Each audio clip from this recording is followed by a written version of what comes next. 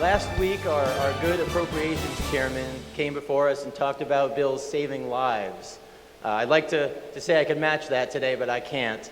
But I can say that this bill, and permission to speak on the package, Mr. Chair. Absolutely. Thank you, sir.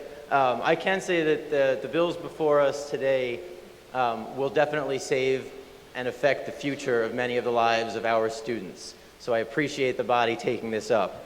The bill, my bill and the rest of the bill package deal with suspension and expulsion in our schools.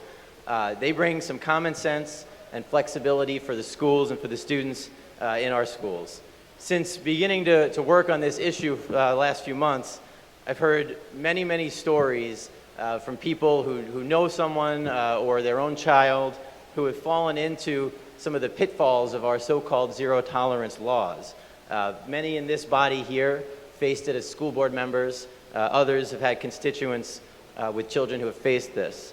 I can give you one example we heard in committee of a child who took off his shoes in school and was suspended. I can give you an example of a child who was expelled for spitting on a teacher.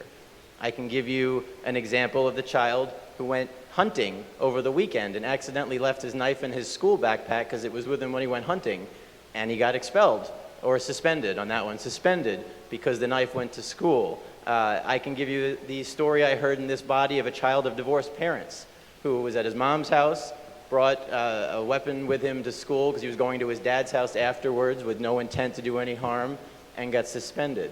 These are all stories of kids getting caught without intent and being taken out of school and out of education.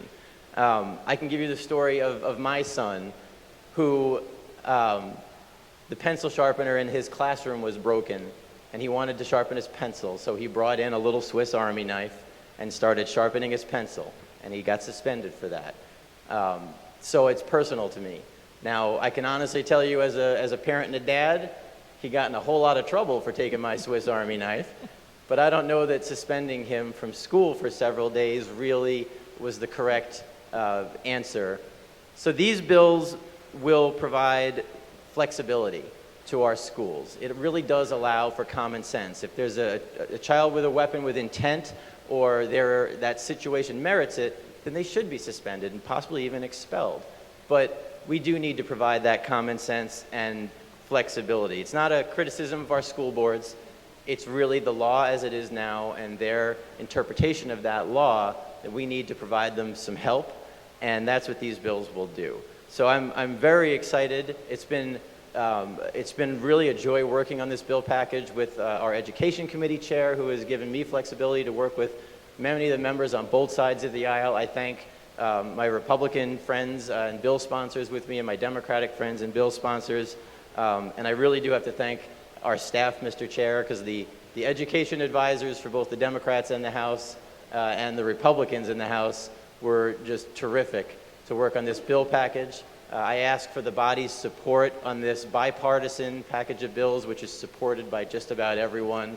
And I'm excited for this to move, hopefully have the Senate work on this quickly, and hopefully we can get this done to help our children as soon as the upcoming school year. Thank you, Mr. Speaker. Thank you, Representative Schor. The question for the House is passage of the bill. A record roll call vote is required. Clerk will open the board.